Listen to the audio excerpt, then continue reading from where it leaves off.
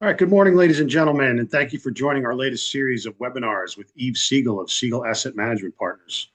My name is Paul Duran, and on behalf of the entire team at ELCO Management, I would like to introduce Eve, our sub-advisor for the income infrastructure and energy transition portfolios. All I would righty. like to remind everyone that today's call is being recorded and a replay will be available. On the screen now are some important disclosures. Okay. And with that, I'll hand it to Eve. Yeah. Thank you, Paul. If anyone wants to go back and read the disclosures, we'll be sure to make that available for you. Just let us know. But thank you for joining us, and I'm thrilled to have John Porter, who's the Chief Financial Officer of Williams. Williams has been one of the best performing stocks, and one of the reasons is that they have great capital allocation, which is John Porter's forte. Uh, Um, I'll but take credit. yeah, you should. But natural gas is hot, and Williams is a natural gas company. And with that brief introduction, I'll turn it over to John for some opening remarks. All right, thank you. Thanks very much, and it's really great to be here. And just want to start off by saying thank you, Eve, for all the great work you've done covering this space for well, maybe I shouldn't say it decades, but you and I Yeah. have been around the space a long time, and it's great to see you and all the great work that you're doing to cover this really important space. It is a great time to be here talking about Williams Companies too. I mean, it's a fantastic American company. It's been around since 1908. It's had a lot of different permutations over the years, but since our current CEO, Alan Armstrong, came in about 14 years ago, he has really focused us in on natural gas infrastructure and really becoming a first class operating company around natural gas infrastructure. And I'm sure we'll end up talking a lot more about that. It's left us really the most natural gas focused, large scale midstream company in the country. I mean, natural gas is our thing. And, we've been with it through the thick and the thin. We've been through it through a lot of the years where natural gas was out of favor. It's certainly, having a real time right now, a really good time right now. And maybe what I'll just say in the way of a brief introduction is as I think about kind of where the company has been recently, where it's at now, and where it's going, it's pretty interesting to look at the fact that we've had a really good run, these especially the better part of 10 years. But we're right now we're producing a 5-year CAGR on adjusted EBITDA growth through our 2025 guidance of 9%. And that extends all the way back to 2020 in the year of the COVID. And as you know, Eves, that period of time hasn't particularly been all that constructive for natural gas pricing fundamentals necessarily. We had some really low pricing years in there, and we've had a lot of other kind of regulatory headwinds and things that were in place along the way that you might have thought would have made it challenging for a company like ours to produce a strong growth rate. But here we are with a 9% CAGR, looking back, all the way to 2020. And by the way, 2020 was a year where we did not have to pull our pre-pandemic guidance. We were able to grow right through even a year like 2020, which is pretty rare. So that's kind of the recent past. And then, if you look at where we're at right now, we've got more projects under execution right now than I've ever seen. So we are fully loaded with fully contracted projects that are under execution right now that are really setting up the next phase of that growth. And we're having, I think, really excellent results in terms of our project execution. And then if we think about the future, I think what's really interesting, I'm sure we'll talk more about it today, is that the fundamentals for natural gas are so interesting. All of a sudden, about everybody wants to get their hands on natural gas, and that's not how it's always been. And we can talk more about the macro condition for natural gas, but I would say that the demand for the fuel is rising, and with the current administration, we are also seeing a real focus on policies that will, I think, ultimately benefit the continued growth of natural gas markets. which is kind of the crucial link, I think, to driving, more and more value into the sector. So in summary, I mean, it's been a great run these last many years. We're set up really well currently, and really optimistic about what we see as the setup for the future. No, that's great, John. I'm smiling because you brought up the 9% CAGR, and that's down on my list in terms of questions that I wanted to get to. Yeah, And also, I was joking before about under-promising and over-delivering, yeah. which you have. And I almost feel like a prosecuting attorney, so I'm going to apologize right Okay. up front. All right. So it's going to be back-to-back questions, and the first question is where we are today, where the company is today. Is the outlook as good as, and this is a leading question, obviously, Yeah, but yeah. is the outlook as good as it's ever been for the company? I think it is, and just to give some qualification in my perspective on that, I've been here for a total of about 23 and a half years. I left and came back. I came back in 2005, so I've been back for 20 years. I've been in the CFO role for 3.5 years. And, to be frank, I've seen good times and bad times at Williams. This has been an incredible run. We have basically had a decade of beating our numbers, and again through a lot of conditions that you wouldn't have said it would have been that ideal for for our business. But what's really unique about right now, I think, is just the fact that we have a convergence of an enormous opportunity set coming along at a time when the financial condition of the company is as good as I've ever seen it. So it's interesting. You don't that doesn't always line up for a company. Sometimes they get all their opportunities when the balance sheet is stretched and there are issues and so they have to really figure out how to balance those things. And so what I think is really exciting about right now is that we have growing balance sheet capacity, and we'll talk about that with capital allocation and the balance sheet metrics and where they're at and where we want to hold them. But we have this great opportunity set, and we're not sitting here thinking about issuing equity. We're not here sitting here thinking about how do we find partners to fund these things. We've got a lot of capacity, and it's timed very well with the opportunity set that we're seeing. Okay, so that was a trap. So I apologize. So your target growth is 5 to 7%. You've been growing at 9%, and you said that times are as good as they've ever been, Yeah. and the runway is pretty long. So why are you only using 5 to 7% as your growth rate? Well, I think that's something, we'll definitely continue to look at that. And I think, a couple of realities exist here. One is that, we've continued to beat our numbers kind of year over year. So the target keeps getting harder when you keep raising your guidance and you keep ramping up your growth rate. And so, for example, when we put out our original financial guidance for 2025, which we did actually in February of 24, we put out for 7.4 billion of EBITDA, and we just revised it for the second time up to 7.7 billion.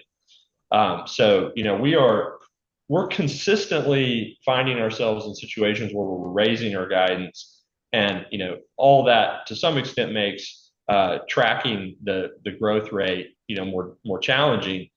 The other thing that I think would weigh against being too aggressive with the growth rate is just the aggregate size of the number itself. And it does become the law of big numbers makes it harder to know that you can land higher growth rates. When you think about our EBITDA, it was just over 5 billion in 2020, and now we're talking 7.7. You look at the growth that's coming over the next few years, so the number keeps getting bigger. But I think I think that is something that we get a lot of feedback on. Is you're consistently beating this number? Why don't you just raise it? And I think it's something we'll continue to take a look at as we prepare for guidance release season. For example, our 2026 guidance, most likely we'll put that out in February of next year. We're planning a big analyst day expo, clean energy expo again, like we did a couple of years ago It's great. in the February timeframe. And so that'll be an interesting time to kind of take stock of everything that's happening across the business and what we see as the future.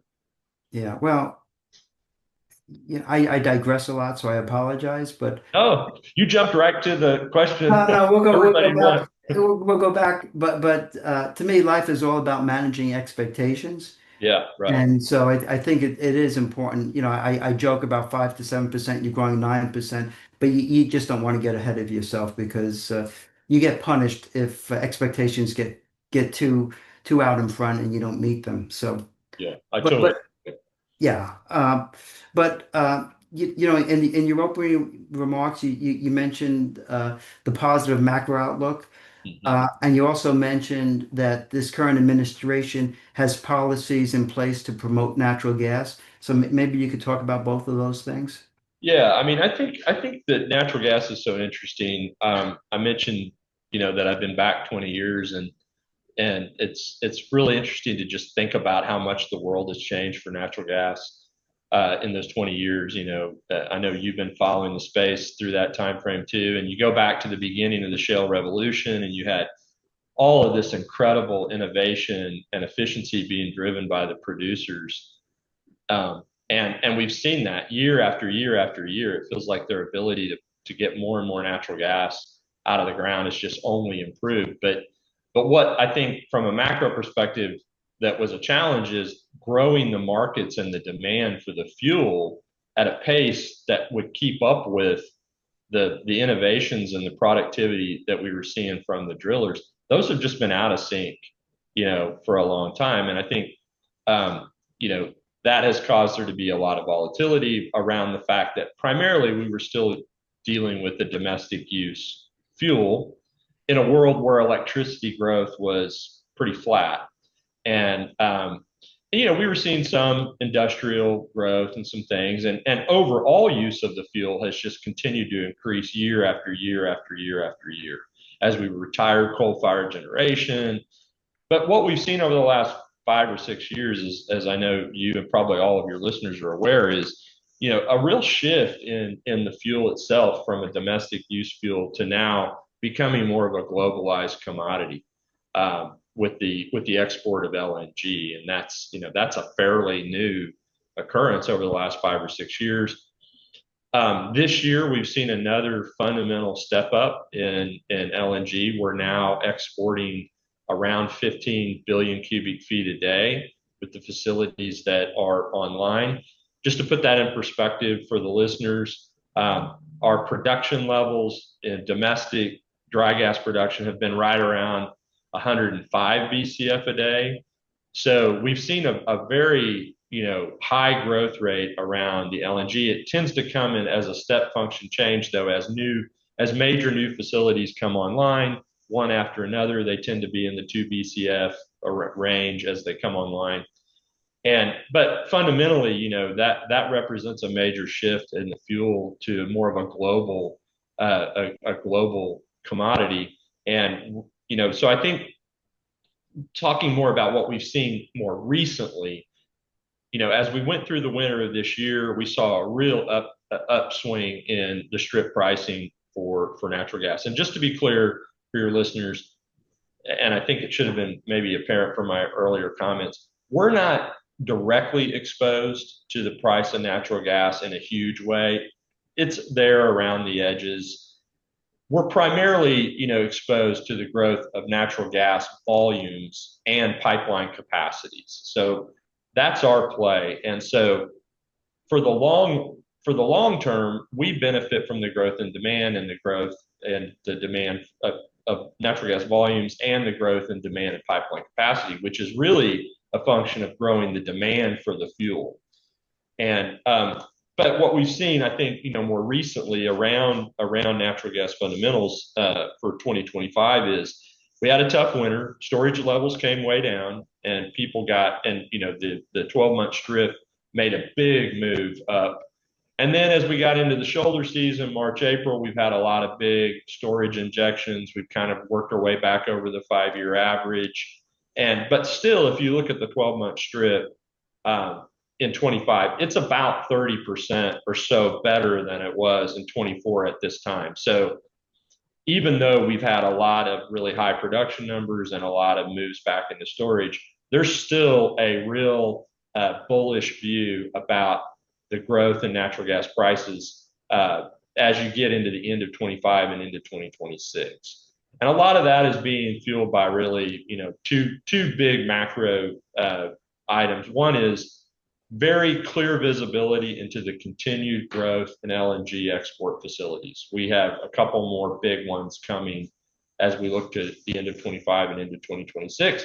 And ultimately, we have line of sight well beyond that into, a near doubling of that capacity into the early 2030s. So a very clear line of sight to the growth of this export business, because it takes so long to bring those facilities up and it takes so much capital that you have a very clear window into what's coming.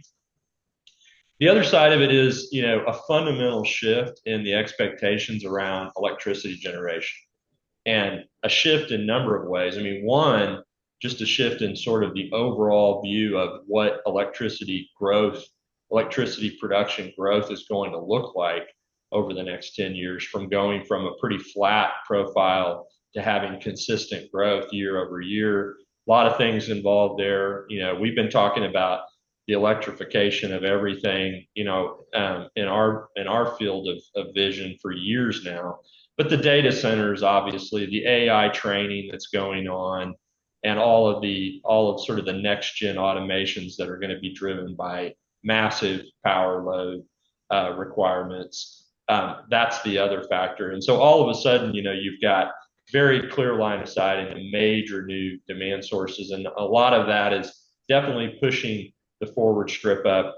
And so I think producers are, anxiously awaiting and able to hedge now, into a contango environment, and making their plans for, being able to optimize the delivery of volumes into those higher prices.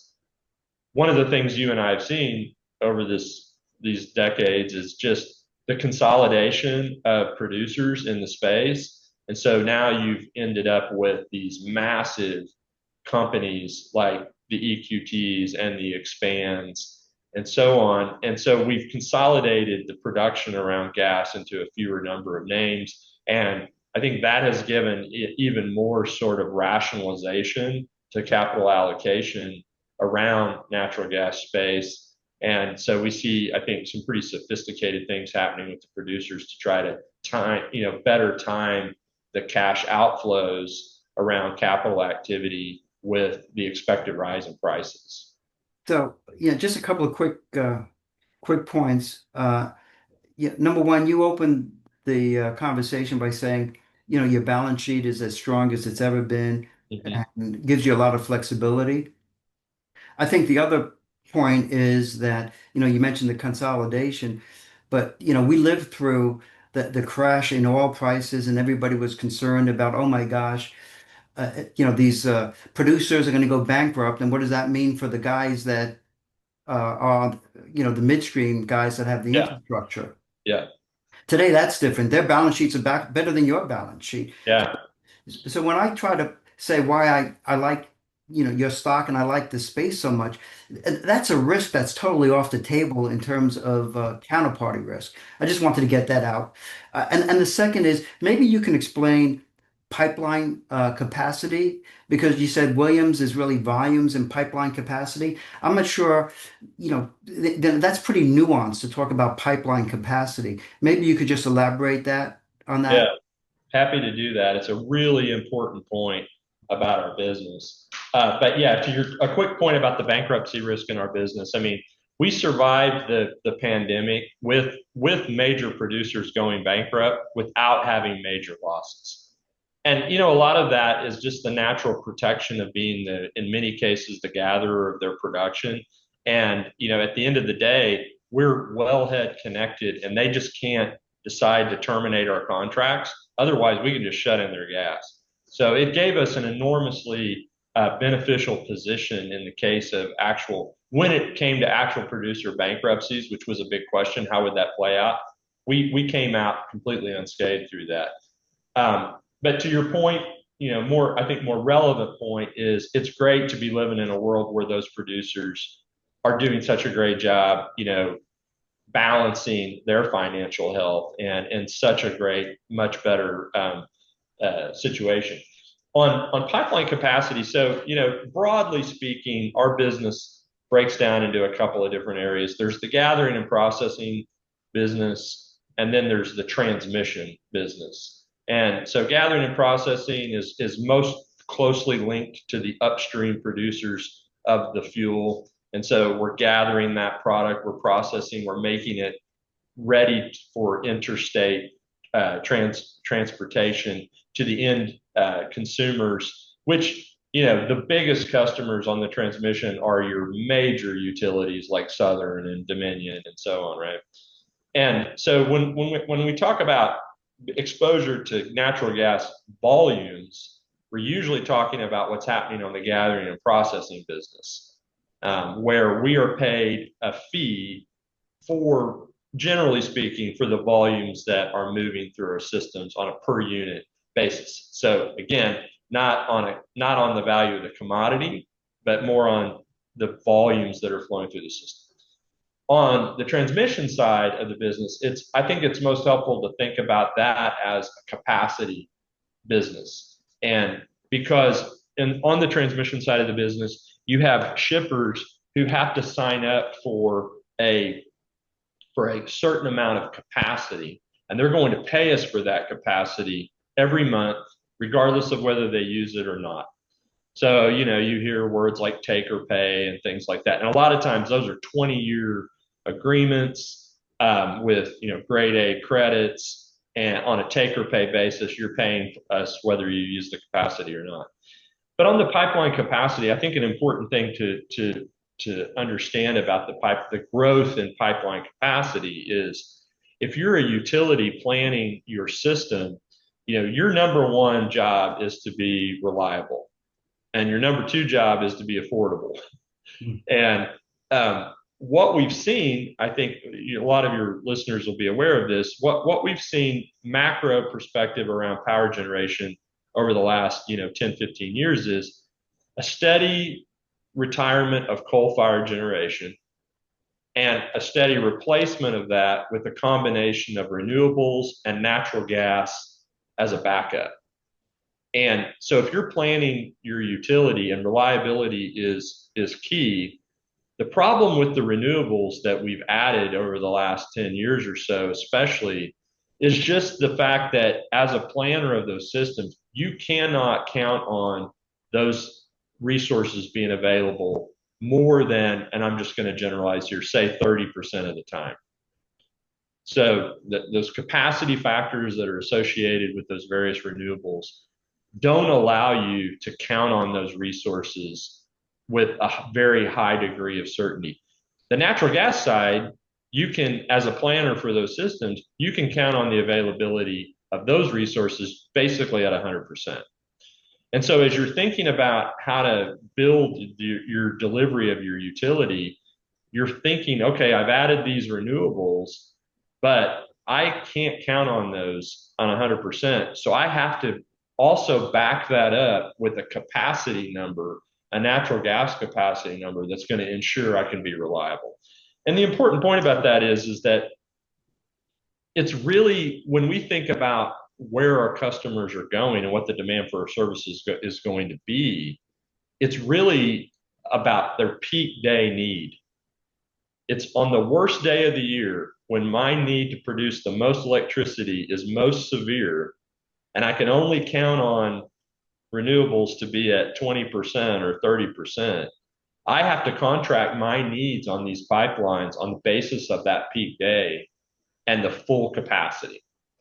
And so that's why, we talk a lot about capacity on the transmission side, because it's really a totally different concept than what's actually happening with the natural gas. Shifting gears, so how's the administration promoting natural gas, and how does that benefit Williams? Yeah, and I would just say we've had a really close window into this. Our CEO, Alan Armstrong, and other members of our team talking to the White House, being involved very closely in in their desire to see, more a rebalancing toward traditional fuel sources like natural gas. Secretary Burgum and Secretary Wright have been working tirelessly on these issues. And we've been working on some of the permitting reform suggestions for years. And in fact, in this latest House resolution, House bill that came through, the quote unquote big beautiful bill, a number of our suggestions were taken pretty much verbatim in terms of what has been put in the bill. We can talk more about those. But I would just say, for example, what you read, in the papers about President Trump trying to encourage the New England states and New York to move forward with natural gas pipelines into those areas is a good example of the focus. With all the things that the administration has on their plate, this is something that they have spent a lot of time and energy on. Mm-hmm. And I think it's indicative of their desire to really, move the needle back toward traditional fuel sources in areas where it has become extremely difficult for those to play a role. All right. So are you going to build the Constitution Pipeline, and are you going to build the Northeast Supply Enhancement Project? It's really interesting because like Constitution, I mean, you and I have been talking about Constitution for what, 10 years, I think, more or less. I certainly thought it was dead, dead, dead. But I guess never say never. The Northeast Supply Enhancement, another project that we had written off, and that one was super frustrating because it has so many benefits for the New York area and just makes so much sense. Both of those projects are back in the realm of the possible, I would say, and we've actually taken recent actions to move things forward. We did file with the FERC to reestablish the certificate that we had on Northeast Supply Enhancement. That was, I think, last Friday. And the things that really held both those projects up were very specific water quality certifications that were held up by the New York State DEC. And so that particular permit we have now refiled. We refiled those permits on both of those projects. So we have sort of rekindled the permitting and governmental affairs activity around those projects. So that's good. On the commercial side of things, I think Northeast Supply Enhancement has a simpler path. We basically just need to reestablish the commercial contract with National Grid, who was the customer on Northeast Supply Enhancement. It was almost a billion cubic feet a day expansion across New York Harbor onto Long Island. And the benefits of that project included some very significant environmental benefits, given that a lot of the folks on Long Island and other areas are still burning fuel oil. There's trucks running around all over the place with LNG loads that have come out of terminals. There's trucks running around everywhere, and this would be this would resume the ability for folks to be able to get natural gas and replace those boilers and clean up the air. So really, commercialization is just working back through that with grid. On Constitution, it's to be totally honest, it's a more complicated affair. That project began more as a producer push pipeline way back in the day when Cabot was the producer. It ties back into our Northeast Pennsylvania, all that production that's in the Marcellus area. And then, the idea is that it would cross New York and tie into, pipes that would need to be expanded, but then would allow for additional volumes to make it into the New England states. So there's commercialization challenges that have to come together for Constitution. I will say that, what we're reading and seeing is attitudes about electricity in the New England states and in New York. And we've done polling on this. they're very much leaning toward reliability and affordability more so than ever. And so I think there's some strong tailwinds in the general populace about ensuring reliability and affordability. And then from a politics perspective, as a governor, you're now in a fight for these big um, industrial expansions that are happening around the country. You don't want to be left behind. In the case of New York, upstate New York, y'all have this Micron facility, right? Which is, I heard, I don't know whether this is true or not. I heard it's going to use as much power as Vermont and New Hampshire together, or something like that. Like crazy amounts of power. Don't quote me on that. It's probably wrong, but massive amounts of power. And so projects like Constitution and Nessie, we think are essential to, keeping the Northeast part of the country competitive, ensuring that customers have reliable and affordable electricity. And so we'll see. You may not want to answer this, but was there a quid pro quo between the president and the governor to approve the wind, offshore wind, Yeah. and allow Constitution or Nessie to get built? I'm not totally sure what I should say about that, so I'm going Okay, to just stay wanted to bring away it from up. that. Some of these things you almost have to keep up with minute by minute to know who's saying what. Um, but it definitely is something that the White House has been actively promoting and involved in. And on the governor's side, we'll see where it goes. But Governor Hochul has went on record to say that she could be supportive of pipeline projects that meet the regulatory requirements. And so you know things are being said that I think are generally pretty constructive on the New York side of things.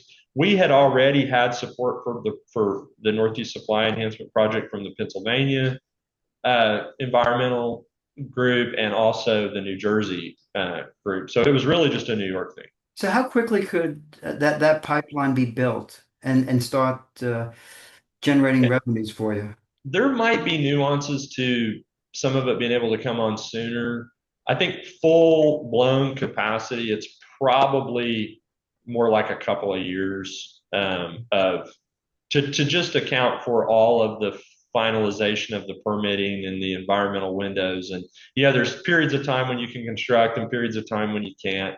Probably sometime in 27 would be, I think, probably the likely case. Okay, and let's just go back to the big beautiful bill. What's Yeah, in it that you like? the big beautiful bill. Yeah, so I think there's kind of there's a few different buckets there.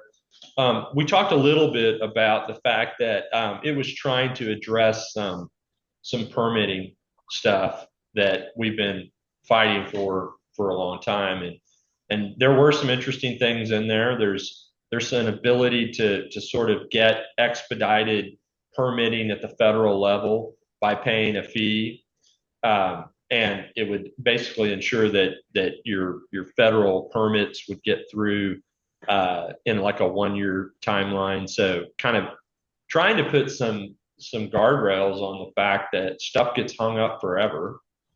And by the way, I mean, even on the Democratic side of things, there's pretty broad understanding that the country needs to do something around permitting infrastructure projects because neither side can get their projects built. Nothing can get built. And so even if we don't make it through with some of these permitting things in this budget reconciliation process, I still think there's a pretty good chance you could get something on the other side of it. But the things we've talked about being the key issues, one is the time it takes to get permits.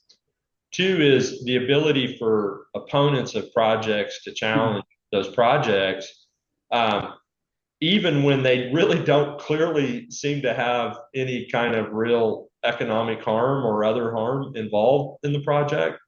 So putting some, and the bill tries to do this, put some guardrails on who can challenge and in what court it can be challenged. But the other thing that we've seen come through recently, just as a side note, is this Supreme Court ruling, this unanimous ruling on NEPA, which is another key area where things get challenged. by these opponents. So I think there's a number of things that seem like they're moving in the right direction around permitting reform, and the bill tries to take some of that on. Okay. So that's one bucket. The big issue is taxes, right? Taxes are crucial.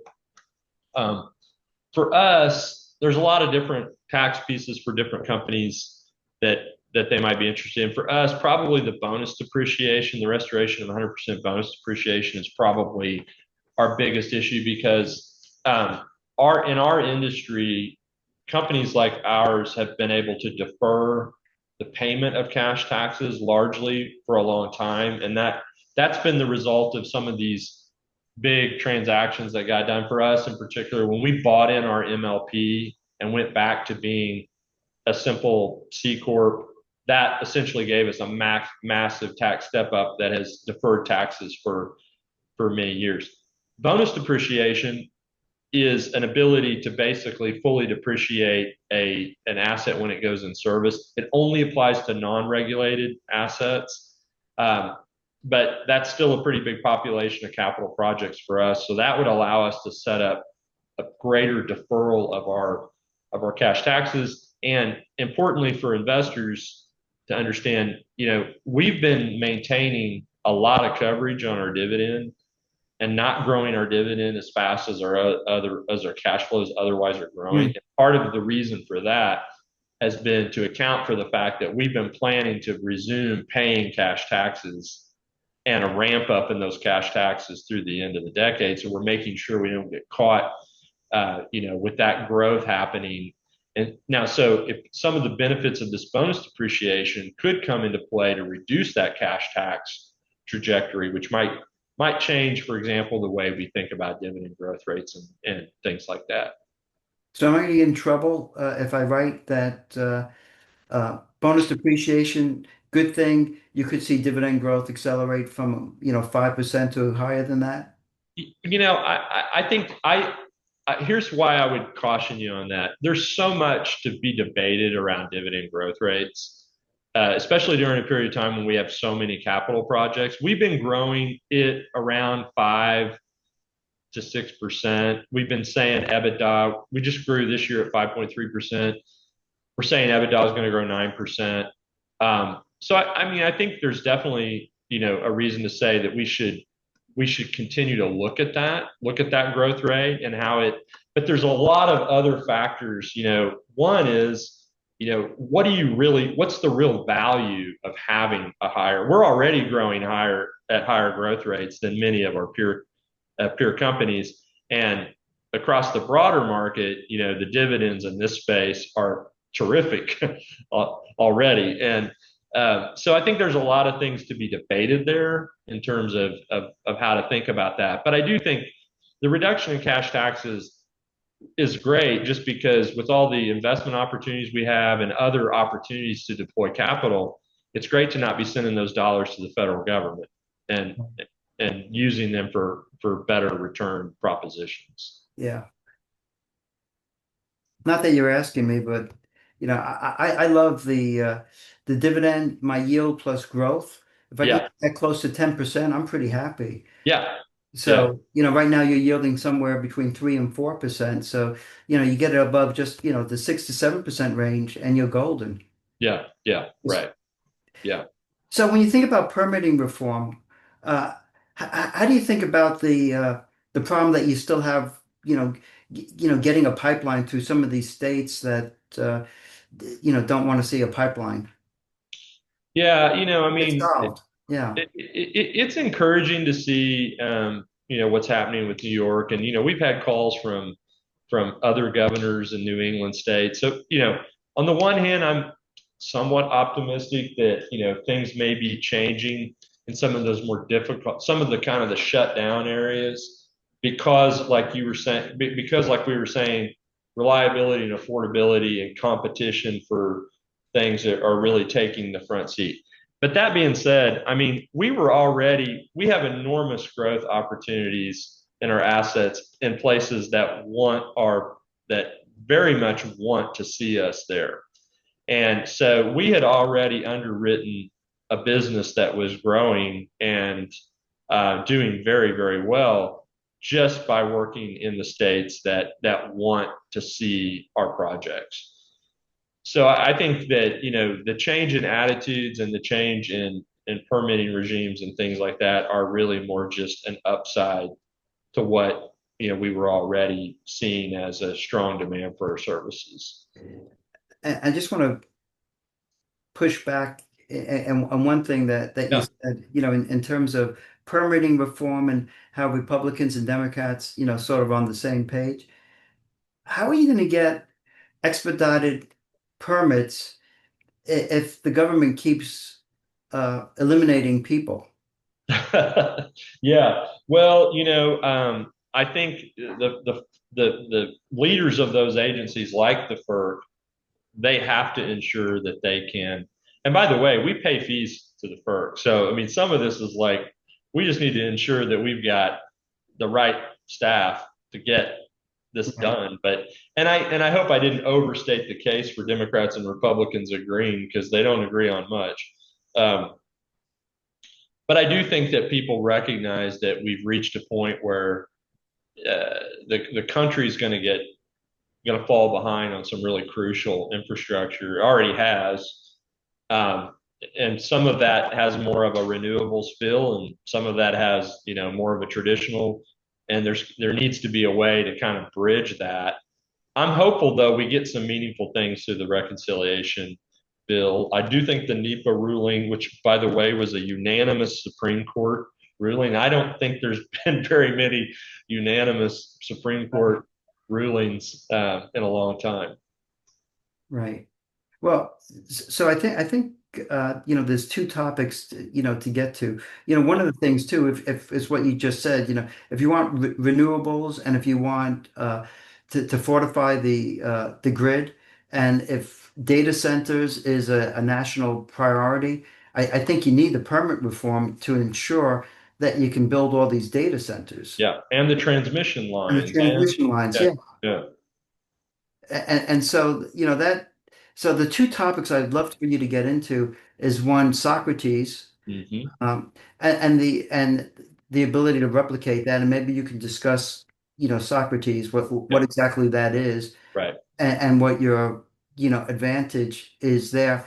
And the other thing that's a head scratcher for me, we started talking about natural gas and, how great the demand for natural gas is, and are we going to have enough gas to support all of the demand for natural gas in terms of the exports and the electrification?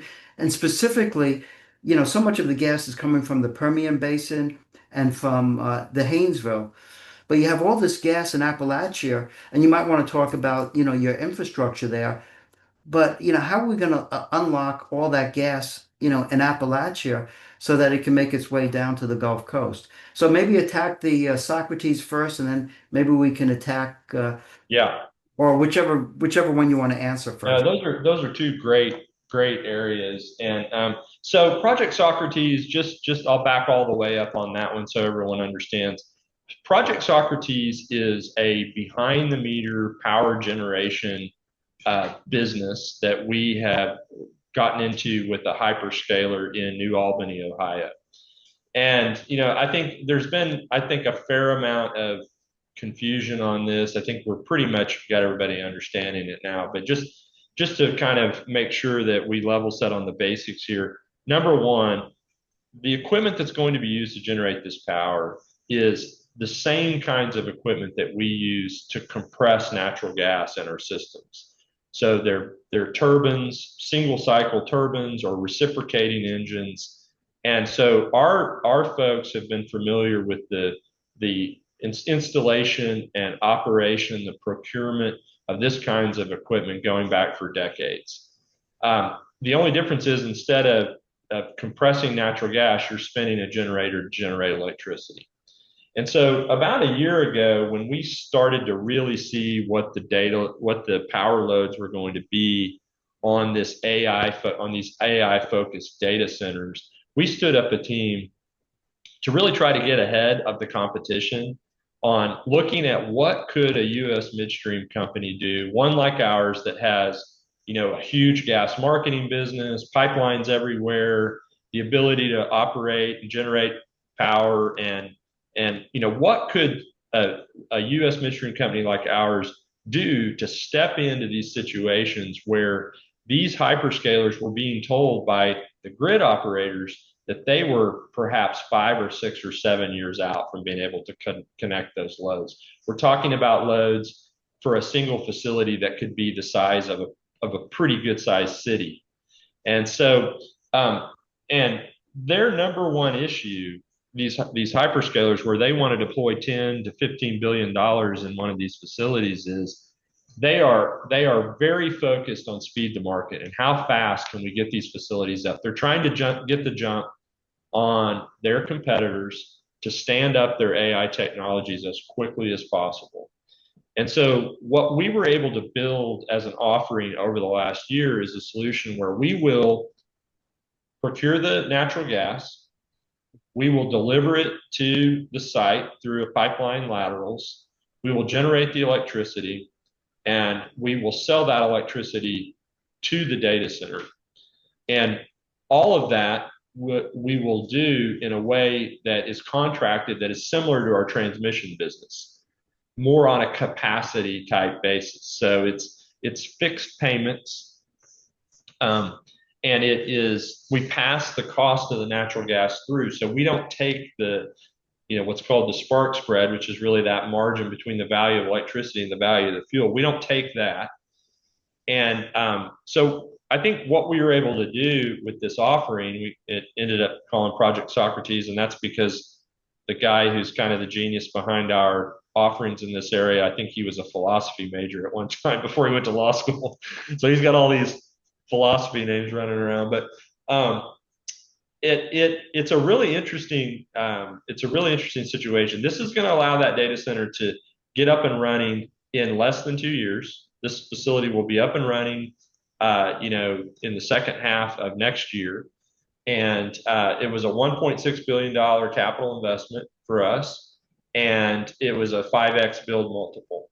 So, we're going to be up and running with over $300 million of EBITDA, in less than 2 years. So that's going to feed back a lot of earnings capacity. And I think, interestingly, this application has a lot of interest from others. In fact, we've already lined up a couple more projects similar to this one that could be coming along on the heels that would allow us to, and really, when you think about it, what it really represents is kind of like, it's basically, we're stepping into large scale industrial applications where all of these dysfunctions in the grid situation in terms of reliability, affordability, social issues are creating concerns for and so I think there's a pretty broad application that could exist for this kind of solution. And so we're pretty excited about it.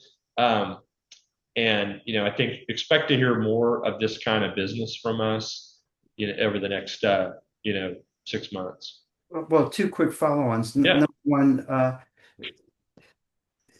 would other projects be in that $1.6 billion zip code, or larger, smaller? They could be around that. They could be smaller. There's some stuff we're chasing that is significantly bigger. Okay. So I think the next two are probably that or smaller. Okay.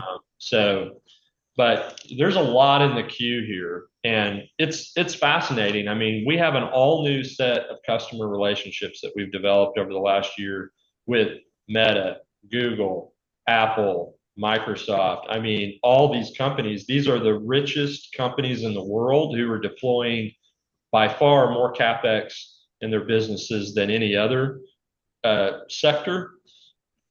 And they're interested in what natural gas company like ours can do to help them. Yeah. Well, what's great about my job? I can ask questions, and you always have the right to say, I'm not going to answer that question. Okay. Yeah. But is it fair to say that of 1, 2, 3 of the 4 companies you mentioned, that one of these are the hyperscalers that is on the other side of this project? Yes. for sure. Yeah. Okay, so we have So 1 in 4 chance to. yeah. Why don't they want to? Why won't they let you tell us who the hyperscaler is? Well, their experience with getting these facilities fully permitted has taught them to just sort of stay under the radar as long as possible. We're pretty close to the full permitting of both sites, so Okay. I expect that you're going to hear more and more uh, about who is involved on the other side. But it is one of the major hyperscalers. Okay, so yeah, I want to be mindful of time. So Yeah. let me be just quick questions. But you know, how proprietary is the technology, or i.e., how big a moat do you have? And I mean, would you suspect others that are going to come in and replicate what you're doing? Yeah, I think the ways that we've advantaged ourselves relative to this project are really more that I think we got out in front of it. We opened up a lead just in terms of how quickly we worked to establish the relationships with the customers, to start working with their technical people, to get them comfortable that there was something here that would be of value to them.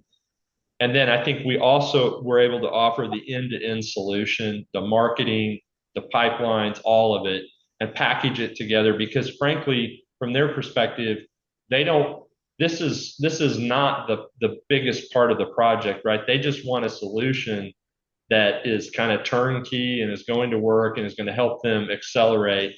So I think the offering and the relationships and the collaboration and the things like that have been probably more of our early days wins here.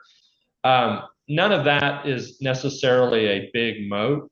Um, Technically, I think others could figure out how to do this. Now, whether they really want to focus the teams, drive for the relationships, we are one of the biggest purchasers of these turbines. That, for example, Solar, Siemens, we're one of their biggest purchasers. So we do have some very good relationships on the supply chain side of things. But I wouldn't say that's completely unique either. I think it's really been more of the way we've approached the business and the end-to-end solutions and things like that.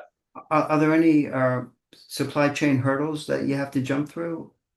You just got to be really thoughtful about what you need and when you're going to need it. So, for example, we have got our customer to do backstop reimbursement agreements for like restocking fees that have got us in the queue to get deliveries of this equipment in the timeline that would be needed to get all three of these projects basically up and running by the end of 27. So, you got to know what you need and you got to be willing to, somebody needs to go at risk on the installment nature of kind of delivering this equipment. And, these hyperscaler customers are perfectly willing to go at risk Okay. on some of that lead time. And this was going to be one of my last questions, but you know, if you have a queue building in terms of these projects and they're $1.5 billion and your average capex is around 2 billion, it seems that your capex is going to be growing, over time, and this year you're close to 3 billion, I think, on capex.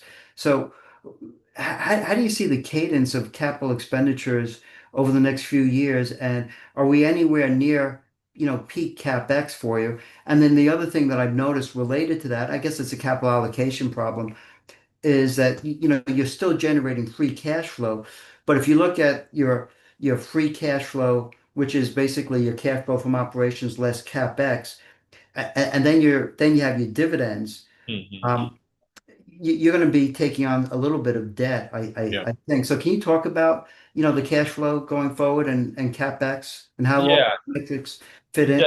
definitely. I mean, I think the way to think about the overall model exercise is that we are very committed to a leverage range that's between 3.5 times and 4 times. And so that's kind of the capacity that we're really allocating at this point is balance sheet capacity.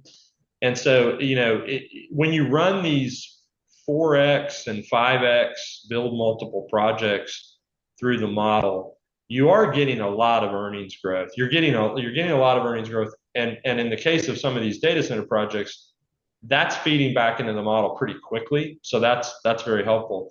Right now, our 2025 guidance for leverage, including spending 925 million on the Socrates project in 25, is for 3.65 times debt to EBITDA. We think with all the earnings growth that is coming off these projects, you'll see an enormous amount of capacity that exists between 3.5 and 4 times. So I think that the key thing for your listeners to hear is we are super focused on continuing to distinguish ourselves from our peers on our cash returns on our invested capital. We've had a great story to tell over the last 5 or 6 years with very strong cash returns. So we're looking at everything in terms of, does this compete for that balance sheet capacity by generating a very strong cash return? For projects that look very good to us, we think we're going to have the balance sheet capacity.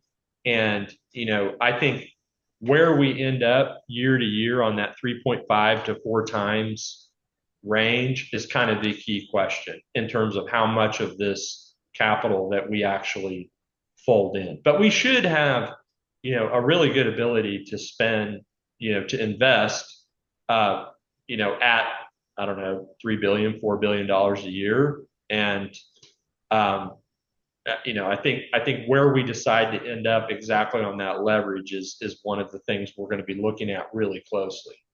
Okay, so and John, you're great. So let me ask 3 questions, and then we'll end it if you're okay. Yeah, sounds good. I'll stay as long as you want me to. Maybe we can bring in lunch. No, just joking. Yeah. Yes, no. So have we seen peak CapEx for the company? You mean peak all time, or I don't? No, peak in this cycle, for this cycle. I think it's just hard to say. I think it's hard to say. But it's going to stay elevated. Is that fair to say? Well, I think we're in a period of time where the growth opportunities are super strong, and it just depends on what the real risk-adjusted returns are on this project. And they've been like 20%, right? I mean, you had a capital return above 20%. We keep finding 20%. I mean, some of these Transco projects are 25% plus. Right. So, I mean, when you're in a situation where you've got a business like this that has 25% plus projects walking in the door on a risk-adjusted basis, you really want to pursue as much of that as you can. I think you got to be careful to not just be chasing, we're trying to have a pretty high bar on the cash returns. Yeah.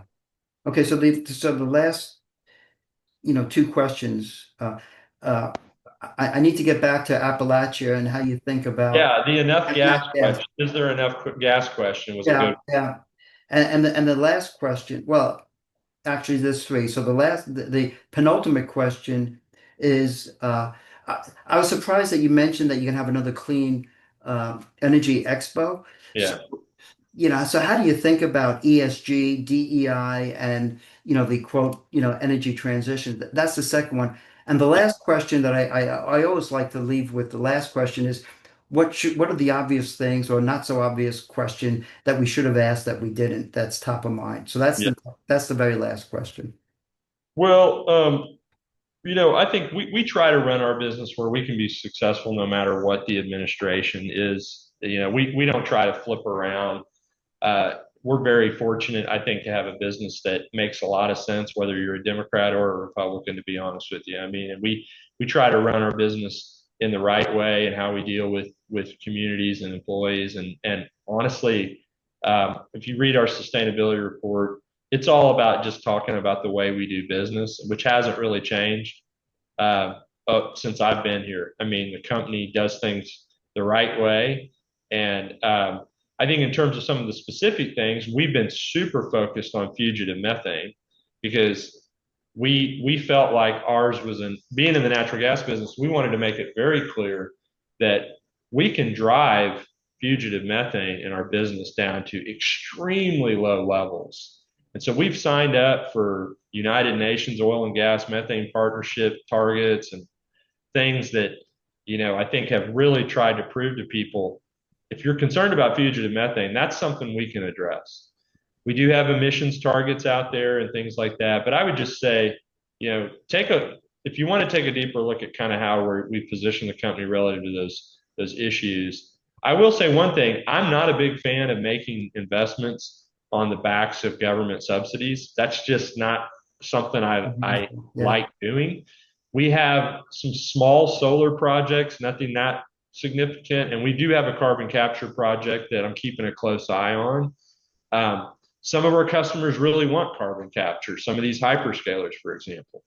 But I don't really like making bets on projects that have a strong component of government subsidization. That's not a political thing as much as it is a risk, financial risk thing. So that was that question. Did you want me to go to Appalachia? I can't believe we've gone through this whole I know. We haven't mentioned Transco. Yeah. Well, your real question is, hey, all this stuff, LNG, power generation, reindustrialization, coal-fired coming out, is there enough gas? I think that is the really interesting question. As you think, particularly if you're thinking 10 years from now, 15 years from now, clearly we're going to have to see a big ramp up in volumes in the Haynesville. Some people say another 10 BCF a day coming out of the Haynesville, which we have a lot of assets in the Haynesville. We think the Permian will continue to grow because they are getting, even though that is not as big of an area for us because it's more crude oil oriented, and that's just not been our play. There's a lot of associated gas, and we think that will continue to grow. We think the Haynesville has to grow a lot. The Marcellus and Utica, which is the biggest source of low-cost gas-directed reserves, that's the big question in the Appalachia area, which is, are we going to have enough infrastructure additions in that area to bring that low-cost production into the market? If we don't, it's probably going to incentivize a natural gas price that's high enough to bring in to call on other basins. For example, like in Oklahoma in the Scoop and Stack, or in the Eagleford, or in the Rockies, in these other areas. And so I think as you think beyond especially beyond 10 years, I think the real question is the demand is going to be there. It will have already been installed, and the demand will be whatever the demand is going to be. And in terms of the supply, it will just be a matter of what cost is going to be required to meet that demand. And if we haven't figured out how to grow more of the Appalachia, then you're probably going to have a gas price that's going to call on a lot of other areas. Yeah, and that's why your business model is so interesting, because these guys are signing up capacity. So you're building these billion-dollar LNG facilities, and if prices are too high and they're not exporting LNG, guess what? They're still paying for your capacity. Yeah, which is why we're really careful with credit. Making sure we've got, in everything we do, credit is always a first concern. And another reason I like the power gen stuff, because it's hard to beat the hyperscalers from a credit perspective. Mm-hmm. That's great. So, John, do you have any other thoughts that we should have covered? I think for your listeners, I mean, and I read your newsletter when it comes out every month, and I think you're right on target with your belief that this is a very attractive space for investment. And I think so overall, I think the midstream businesses. We talked about the producers being a lot healthier. The midstream companies are a lot healthier for the most part too. Williams is an example of that. A really good financial health, a lot of opportunities, and if you're particularly interested in natural gas, it's pretty hard to beat in terms of getting that focused. That natural gas focus along with everything else. And it's a way to play AI too, if yes, that's right. Want to think about that thematic as well. Yeah, definitely. Hey, John, thank you so much. Really appreciate it. Anytime. Thank you, and thanks to your listeners for tuning in. So what are you doing in September? No, just joking. You know where I'll be. Conferences and all that. So yeah. All right. I hope everybody hope you have a great summer. And I'm an Oklahoma City Thunders fan, so go Thunder. It would have been nice if the Knicks were there, but I wanted the Knicks. I wanted to be Thunder Knicks, but such is life. thank you, John. Be well.